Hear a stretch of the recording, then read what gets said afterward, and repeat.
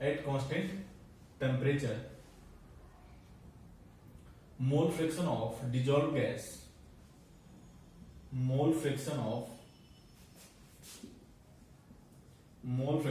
dissolved gas is directly proportional to pressure of that gas. Clear है? तो constant temperature mole fraction जो होता है डिजॉल्व गैस का वो डायरेक्टली प्रोपोर्शनल होता है pressure of that gas. Clear है? यानी कि मैथमेटिकली अगर हम बात करें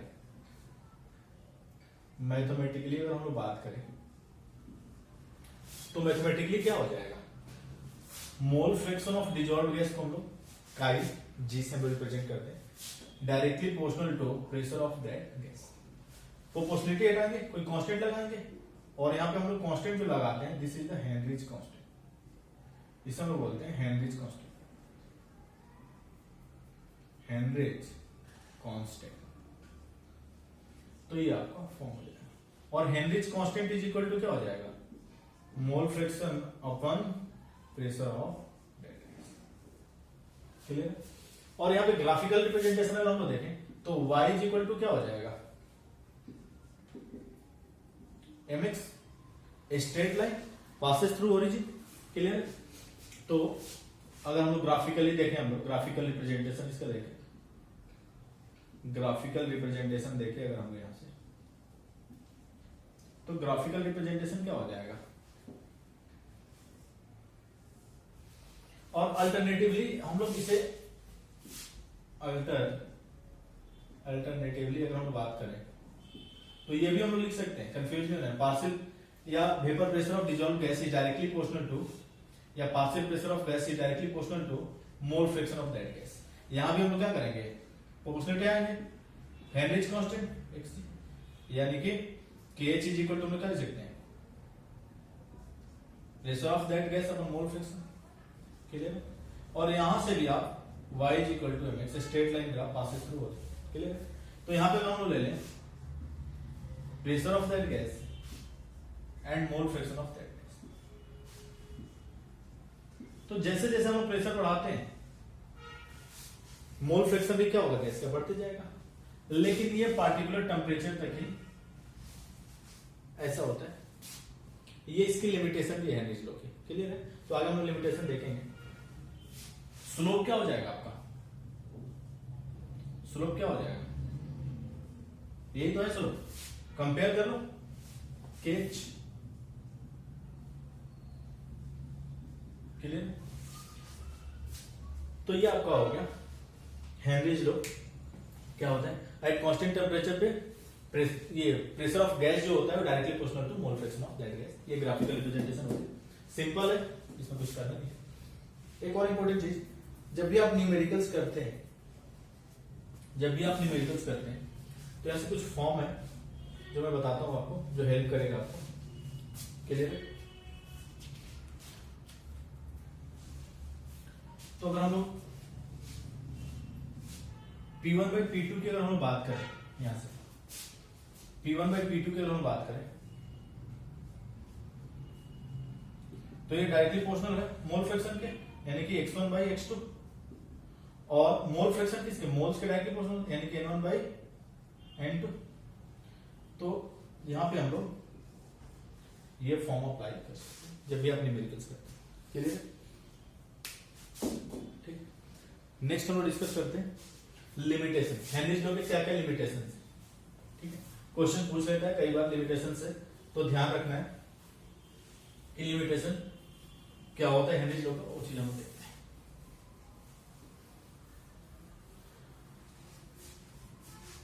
तो लिमिटेशन अगर हम बात करें हेनरिच लॉ के लिमिटेशंस की, इसके लिमिटेशंस क्या क्या है.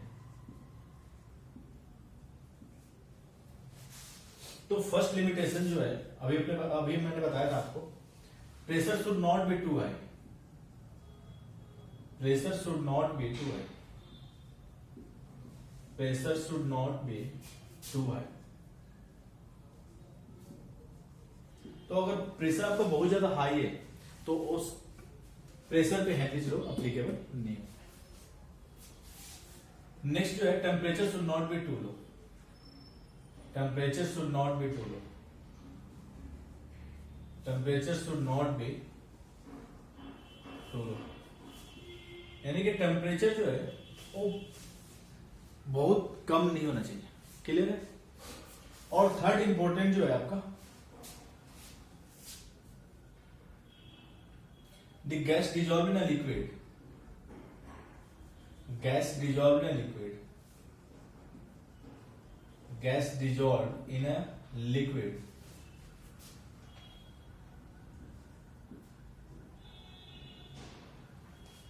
gas dissolved in a liquid will not chemically react with each other, chemically react with each other।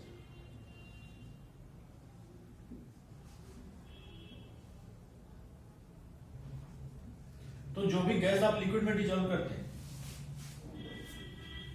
वो आपस में क्या नहीं होना चाहिए, केमिकल रिएक्ट नहीं करना चाहिए।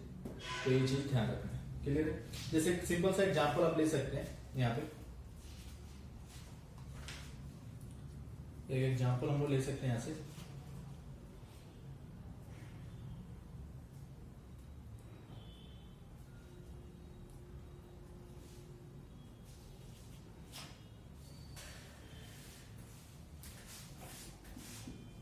NH3 plus H2। क्लियर। तो ये क्या बना देगा,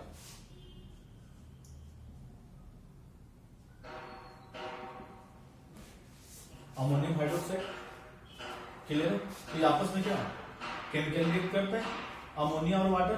तो यहाँ पे हेनरीज लॉ अप्लाई नहीं होगा। तो ये चीज ध्यान रखना। क्लियर। तो ये हेनरीज लॉ के लिमिटेशंस है जो आपको ध्यान रखना है।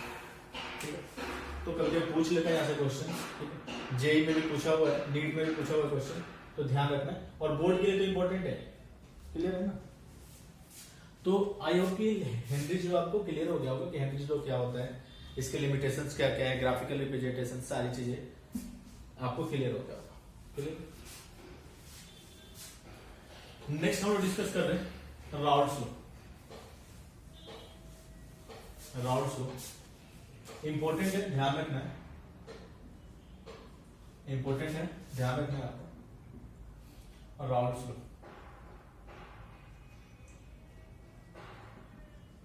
Raoult's law.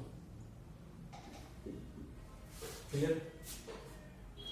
तो सबसे इंपॉर्टेंट चीज कि राउल्ट्स लॉ कहां अप्लाई होता है, किसके लिए एप्लीकेबल होता है, इस चीज को आपको ध्यान में रखना है कि राउल्ट्स लॉ किसके लिए एप्लीकेबल होता है। तो it is applicable to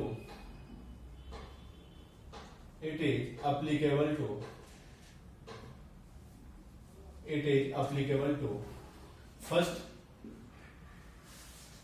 to volatile and completely miscible liquid। यानी कि जो आप कंपोनेंट ले रहे हैं, जो दो कंपोनेंट ले रहे हैं वो लिक्विड होना चाहिए और दोनों ही लिक्विड वोलेटाइल होना चाहिए और आपस में क्या होना चाहिए, completely miscible. Volatile in the sense कि वो वेपर में कन्वर्ट हो जाए, जैसे एल्कोहल एंड वाटर। तो first it is applicable to volatile and completely miscible liquid, and completely miscible liquid, too volatile and completely miscible liquid। And second a non-volatile solute in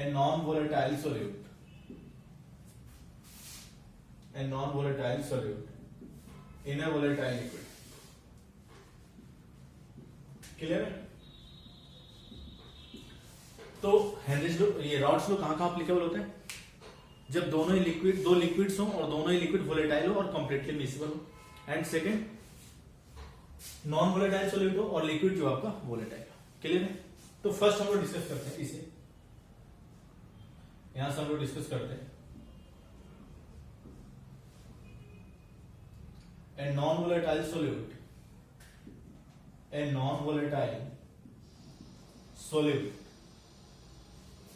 a volatile liquid, a non-volatile solute in a volatile liquid। Clear है? तो इसे हम लोग देखते हैं non volatile solute ना volatile liquid. तो होता क्या है देखो है नॉन वोलेटाइल सॉल्यूट ना वोलेटाइल लिक्विड। तो जब भी हम लोग यहाँ पे हेनरीज लॉ अप्लाई करते हैं तो जो वेपर प्रेशर होता है सॉल्यूशन का, vapour pressure of a solution is directly proportional to mole friction of solvent. लेकिन ऐसा कब होता है जब हम लोग हेनरीज लॉ अप्लाई करते हैं नॉन वोलेटाइल सॉल्यूट में वोलेटाइल लिक्विड। तो यहाँ पे हम लोग लिख सकते हैं the vapour pressure of a solution, the vapour pressure of a solution, the vapor pressure of a solution containing,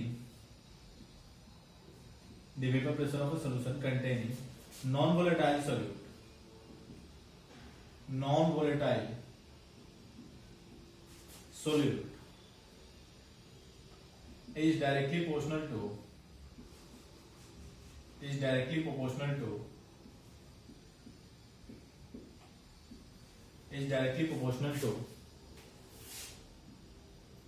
mole fraction of solvent, is directly proportional to mole fraction of solvent। तो कोई भी ऐसा solution हो जिसमें non volatile solute हो तो जो solution का वेपर प्रेशर होता है वो डायरेक्टली प्रोपोर्शनल होता है मोल फ्रैक्शन ऑफ सॉल्वेंट। क्लियर है? एक इंपॉर्टेंट चीज मैं बता दूं यहाँ पे, सॉल्यूट को हम लोग हमेशा ही 1 से रिप्रेजेंट करेंगे और सॉल्वेंट को हम लोग हमेशा ही 2 से रिप्रेजेंट। बुक्स में कई अलग अलग तरीके से रिप्रेजेंट किया हुआ, लेकिन मैं अपनी बात कर रहा हूं कि सॉल्यूट को 1 से एंड सॉल्वेंट को 2 से। क्लियर? तो मैथमेटिकली अगर हम बात करें तो यहां से क्या हो जाएगा, vapour pressure of a solution is directly proportional to mole fraction of solvent. Solvent को हमेशा ही 2 से। प्रोपोर्शनलिटी हटाएंगे, क्या करेंगे, कोई कांस्टेंट लगाएंगे k इंटू x2 यानी कि मोल फ्रैक्शन ऑफ सॉल्वेंट। यहां पे एक एग्जांपल हम लोग लेके चल रहे हैं, इफ द सॉल्यूशन इज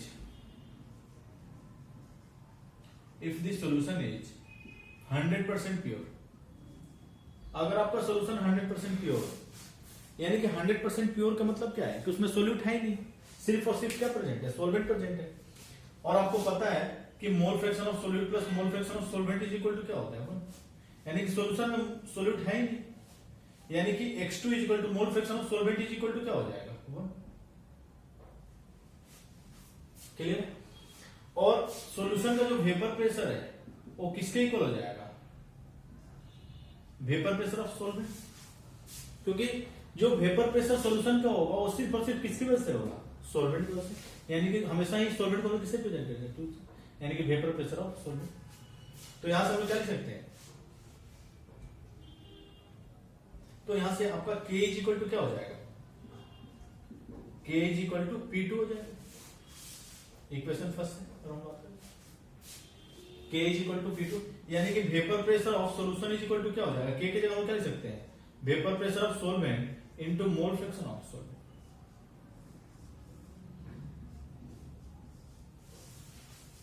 तो vapour pressure of any solution containing non volatile solute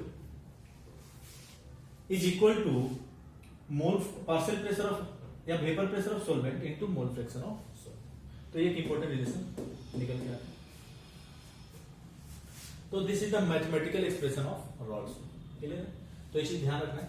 तो ये अभी किसके लिए था कि जब ये रॉल्स में हम लोग कहां अप्लाई कर देते हैं, non volatile solute in volatile liquid, A solution containing non volatile solute in volatile liquid.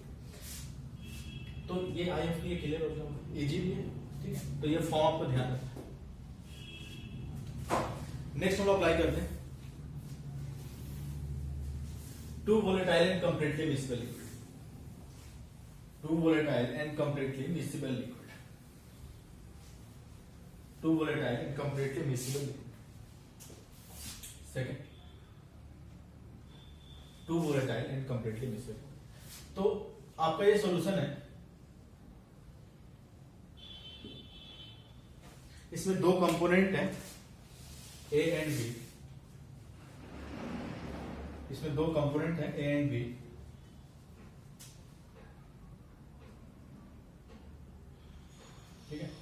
ये इसका वेपर है, ये इसका वेपर है, ठीक है। दो कंपोनेंट है, कंपोनेंट ए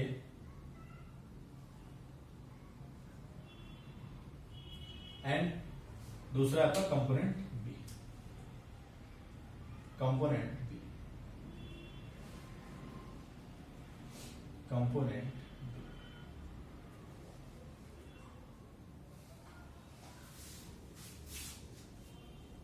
तो जब भी हम लोग हेनरीज लॉ अप्लाई करते हैं to volatile and completely miscible liquid पे, तो वेपर प्रेशर जो होता है ईच कंपोनेंट का directly proportional to mole friction of that component. Clear है? तो एक लाइन यहां से हम लोग लिख सकते हैं, यहां से हम लोग एक लाइन लिख सकते हैं, according to Raoult's law, according to Raoult's law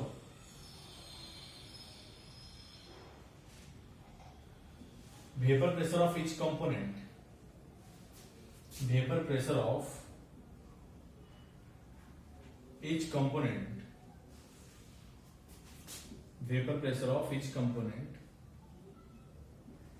is directly proportional to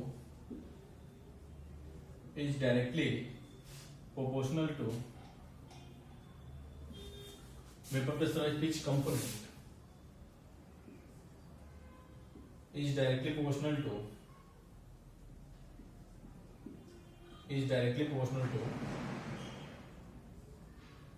directly proportional to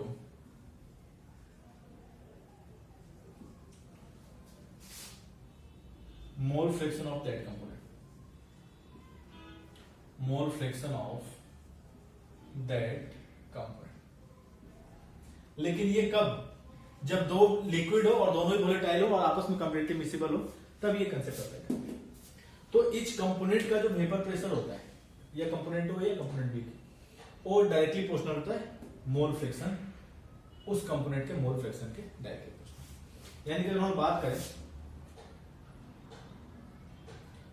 बात करें फॉर कंपोनेंट ए की बात करें, कंपोनेंट ए की अगर हम बात करें, क्लियर? फॉर कंपोनेंट ए, तो vapour pressure of component A directly, यहां मैथमेटिकली अगर हम लोग लिख लें,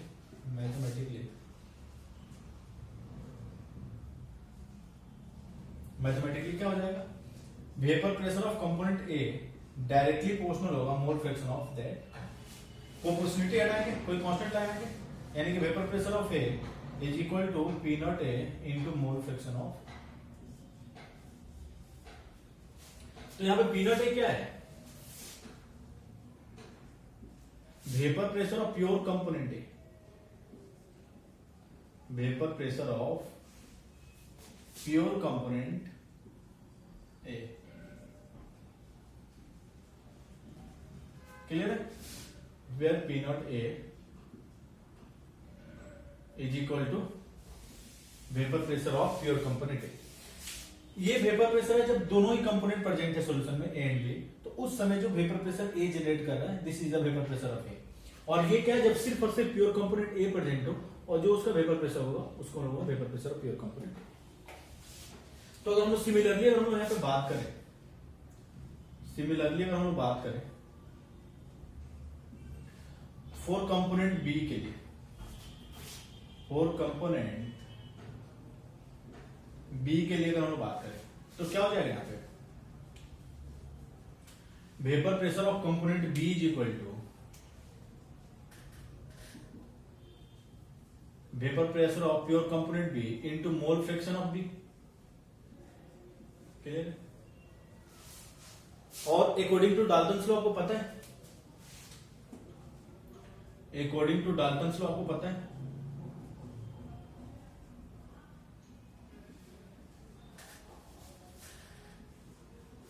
अगर नॉन रिएक्टिंग मिक्सचर है तो टोटल प्रेशर जो होता है वो किसके इक्वल होता है?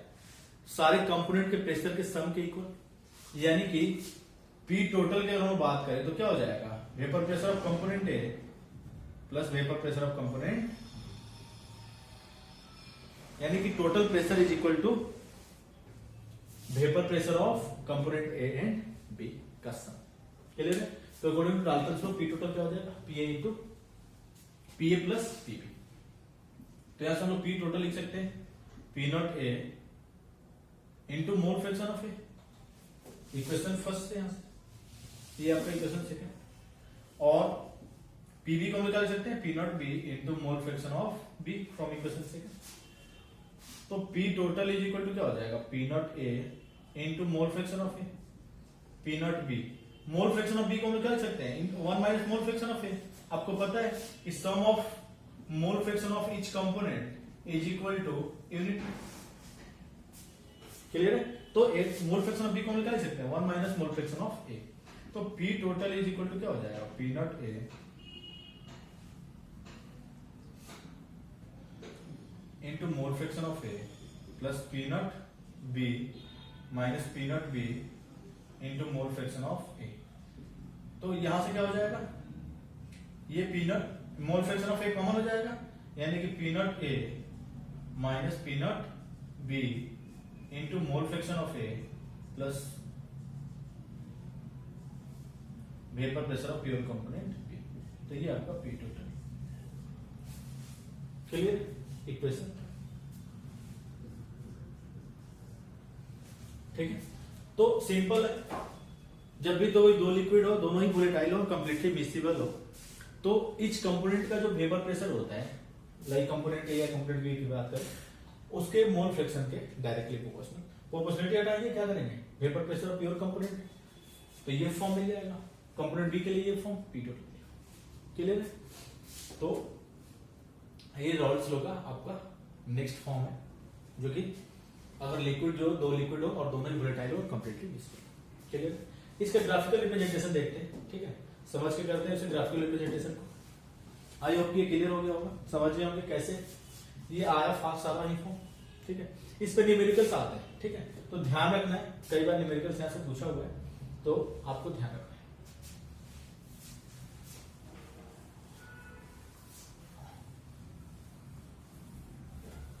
नेक्स्ट हम ग्राफिकल रिप्रेजेंटेशन देखते हैं। ग्राफिकल रिप्रेजेंटेशन,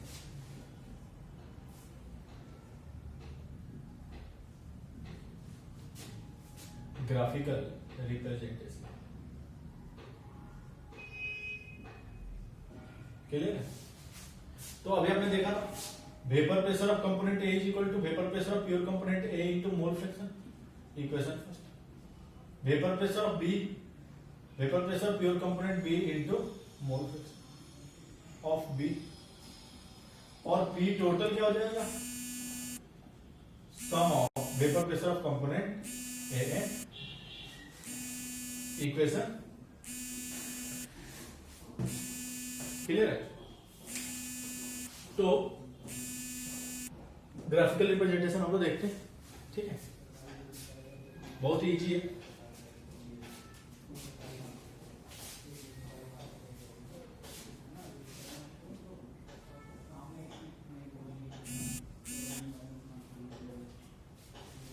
एक्स एक्सिस पे हम लोग मोल फ्रैक्शन को रखते हैं, एक्स एक्सिस पे हम लोग मोल फ्रैक्शन को रखते हैं, और वाई एक्सिस पे हम लोग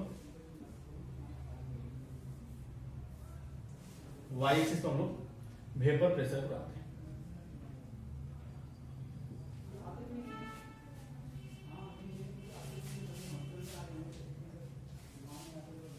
अगर हम लोग यहाँ पे ये मान के चले कि यहाँ पे सिर्फ क्या प्रेजेंट है, प्योर कंपोनेंट ए, यानी कि इसका मोल फ्रैक्शन क्या हो जाएगा 1, और कंपोनेंट बी है ही नहीं, तो इसका मोल फ्रैक्शन 0। यहाँ पे हम मान लेते सिर्फ और सिर्फ क्या प्रेजेंट है, मोल फ्रैक्शन, ये कंपोनेंट बी प्रेजेंट है, तो मोल फ्रैक्शन ऑफ बी 1 हो जाएगा, और कंपोनेंट ए का मोल फ्रैक्शन जो हो जाएगा,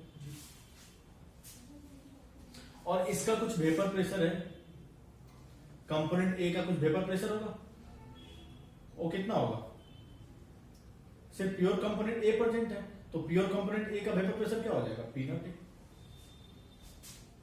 और यहां पे जैसे जैसे हम लोग इधर बढ़ते जाएंगे तो क्या हो जाएगा, क्योंकि इधर तो सिर्फ यहां पे क्या प्रेजेंट है, सिर्फ और सिर्फ कंपोनेंट बी प्रेजेंट है, यानी कि वेपर प्रेशर जो ए का होगा वो क्या हो जाएगा, 0 हो जाएगा, वेपर प्रेशर ऑफ ए होगा ही नहीं, क्लियर है। तो ये किसका ग्राफ हो जाएगा, P A is equal to P naught A into mole fraction of A. अब देखो वेपर प्रेशर बी का ज्यादा भी हो सकता है, कम भी हो सकता है, ठीक है, ज्यादा भी ले सकते हो। हम लोग यहाँ पे लेके चल रहे हैं कि वेपर प्रेशर जो ए का है वो ज्यादा है प्योर कंपोनेंट ए का vapour pressure pure component B से।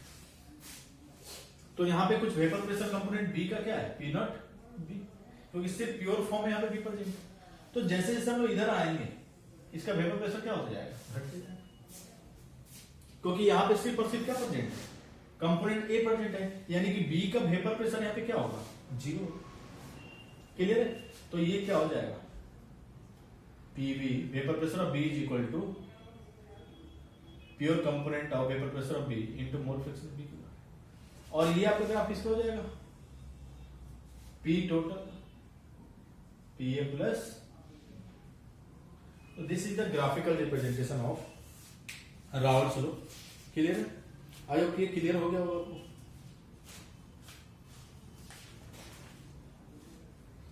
ये आपको क्लियर हो गया होगा। और एक चीज यहां पे मैं लिख दे रहा हूं, where PA and PB be the vapour pressure of component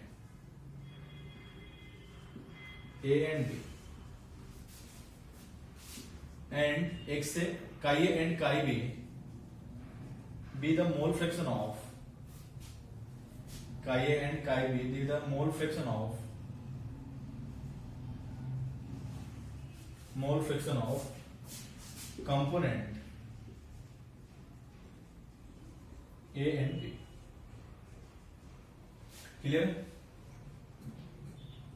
P naught A and P naught B, P naught A and P naught B be the mole fraction of, be the vapor pressure of component A and B, component A and। Clear है? तो I hope कि ये clear हो गया graphical representation Raoult's law का। Clear है? बहुत easy है, इसमें ज्यादा कुछ मुश्किल है नहीं, लेकिन ये फॉर्म इंपॉर्टेंट है, ध्यान रखना। ये फॉर्म जो है ये बहुत ही इंपॉर्टेंट है, यहां से न्यूमेरिकल्स आते हैं, तो इसको ध्यान रखना है। और ये ग्राफिकल रिप्रेजेंटेशन समझ के करना है, ये रखना नहीं कि कैसे आए, आपको मैंने पूरा डिटेल समझा दिया है। यहाँ पे सिर्फ क्या प्रेजेंट है, कंपोनेंट ए प्रेजेंट है, तो वेपर प्रेशर किसकी वजह से, सिर्फ एक वजह से। जैसे जैसे यहाँ जाएंगे सिर्फ कंपोनेंट बी प्रेजेंट है, यानी कि ए का वेपर प्रेशर 0। सिमिलरली क्लियर है? तो आई होप ये क्लियर हो गया होगा graphical representation to volatile and comparative miscible liquid के लिए। क्लियर है?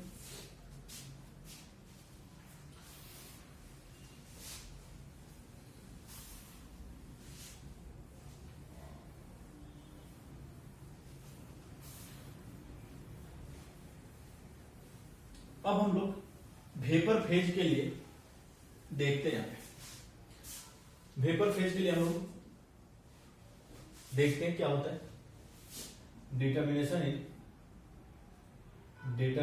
Of composition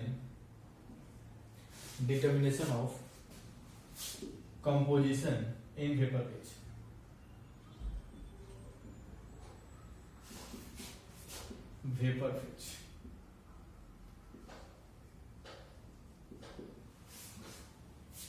clear? Determination of composition in vapour phase. तो वेपर फेज के लिए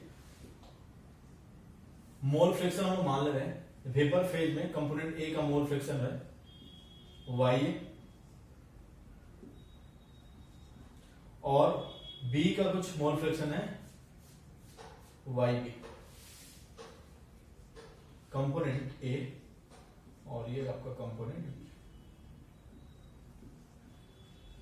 इंपॉर्टेंट है, ध्यान रखना है।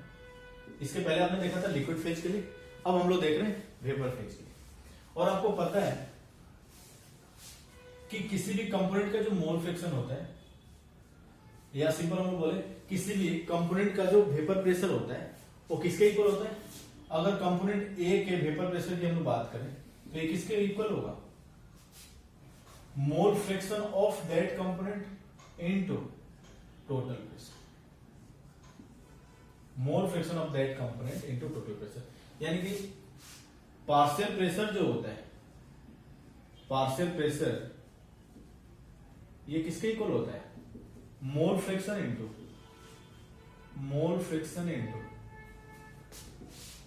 टोटल प्रेशर,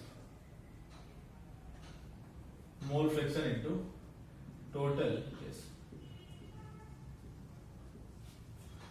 ये डाल्टन लॉ में आप ऑलरेडी पढ़ चुके हैं, ठीक है, स्टेट्स ऑफ मैटर में, तो ध्यान रखना है। तो अगर कंपोनेंट ए की बात करें तो वेपर प्रेशर ऑफ कंपोनेंट ए किसके इक्वल हो जाएगा, mole fraction of component A into total pressure. Clear? और वेपर फेज में हमने कंपोनेंट ए के मोल फ्रिक्शन को क्या लिया है, वाई। क्लियर? तो यहां से हम लोग वाई इज इक्वल टू क्या हो जाएगा, यानी कि mole friction of component A in vapour phase is equal to vapour pressure of A upon P total, यानी कि ये किसको इक्वल हो जाएगा, P naught A into mole friction of A divided by P total क्या हो जाएगा, P naught A into mole friction of A plus P naught B into mole friction of. तो ये आपका मोल फ्रिक्शन हो जाएगा इन वेपर फेज कंपोनेंट ए के लिए। तो सिमिलरली अगर कंपोनेंट बी की बात करें हम, सिमिलरली कंपोनेंट बी की अगर हम बात करें, कंपोनेंट बी की अगर हम बात करें तो Y B is equal to, यानी कि mole friction of component B is equal to क्या हो जाएगा, partial pressure of component B upon total pressure, या vapour pressure of component B upon total pressure is equal to क्या हो जाएगा, P naught B into mole friction of B, P naught A into mole friction of A plus P naught B into mole friction of. This is the mole friction of component B. तो ये वेपर फेज के लिए दोनों ही form clear है, important है, ध्यान रखना है। और यहां से न्यूमेरिकल्स काफी आते हैं, जेई में भी न्यूमेरिकल्स आए हुए हैं, बोर्ड में तो आता ही है, बोर्ड के लिए भी इंपॉर्टेंट है, जेई के लिए भी इंपॉर्टेंट है एंड नीट के लिए भी इंपॉर्टेंट है। आप देखेंगे जाके कई बार क्वेश्चन पूछा हुआ है। तो वेपर फेज वाला कंसेप्ट जो है आपको ध्यान रखना है, कई बार यहां से क्वेश्चन पूछा हुआ है, बहुत ही सिंपल सा फॉर्म है। नेक्स्ट क्लास में हम लोग न्यूमेरिकल्स यहां से डिस्कस करेंगे कि किस टाइप के न्यूमेरिकल्स यहां से पूछे हुए हैं आपसे, बहुत इजी सा न्यूमेरिकल्स है, हम लोग नेक्स्ट क्लास में उसे डिस्कस करेंगे। तब नेक्स्ट क्लास में जब भी आप आएंगे तो इसे थोड़ा सा पढ़ के आएंगे, क्योंकि न्यूमेरिकल जब हम लोग करेंगे तो ये सारे फॉर्म आपके माइंड में होने चाहिए, ठीक है। बच्चा क्या होता है कि जब नेक्स्ट क्लास में आता है तो ये फॉर्म पता ही नहीं होता है। जब मैं बताऊंगा कि टू वोलेटाइल और कंप्लीटली मिसिबल के लिए कंपोनेंट ए का वेपर प्रेशर जो होता है वो इक्वल होता है vapour pressure pure component A into mole fraction, तो उसे समझ ही नहीं आ रहा है। मैं वेपर फेज की बात कर रहा हूँ, लिक्विड फेज की बात कर रहे हैं, तो ऐसा नहीं होना चाहिए। जब भी आप नेक्स्ट क्लास में आए तो इन सारी चीजों को पढ़ के आए, ठीक है, फिर इंटरेस्ट आएगा आपको न्यूमेरिकल करने में और मजा भी आएगा आपको क्लास अटेंड करने में, ठीक है। और परेशान नहीं होना है, कुछ भी डाउट्स हो आप कमेंट में पूछ सकते हैं। तो आज के लिए इतना ही, ठीक है। नेक्स्ट क्लास में बाकी चीजें डिस्कस करते हैं। इस पे न्यूमेरिकल्स हम लोग फर्स्ट हम लोग न्यूमेरिकल्स इस पे डिस्कस करेंगे, ठीक। तो आप अपना पढ़ाई कंटिन्यू रखें आगे, और यहां से आप 12th की तैयारी कर सकते हैं अच्छे से, कुछ भी डाउट्स हो पूछ सकते हैं, क्लियर है।